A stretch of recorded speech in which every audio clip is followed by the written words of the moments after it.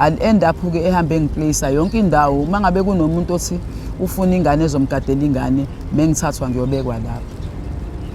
So kwakwenzeka ke lapho ukuthi wonke umuzi engangihlala kona engangiplacewa kona ngangifika kunobaba noma umalume owayebona unkosikazi wakhe azolala naye.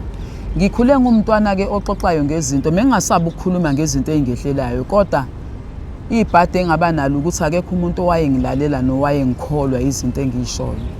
Uma ke sengisho ukuthi ngireshiwe la ngikhona umama lo engikuyena noma usisi lo ngithathile sekufanele ukuthi athinte uma wami phela manje amtshela ukuthi ngiyambuyisa uzinhle ngoba sekunenkinga kanje kodwa into eyayenzeka ukuthi uma wami ongizalayo uyena owayephika ama-rape ami.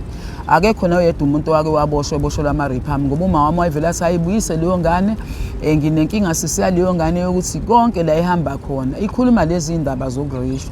So nje leyo ngane ikhohlakele kabi ngibuyiselwe ngiyiswe kuyena aphinde angithathe angise komunye umuntu ofuna ingane ezomgadela ingane.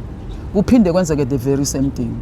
So ugcine ke engasakwazi ukungiplace emzini yabantu ke manje ngaso leso sizathu ukuthi ngisakhuluma yona le language ukuthi sengifikile lapho futhi sengiphinde ngahlangabezana nenkinga noma umalume noma ubaba wenza the very same thing ngimina. Okay, indlela engashawa ngayo ngishawe ngalendlela yokuthi ngathula ngalelo langa kuze kube namhlanje angiphindanga ngakhuluma.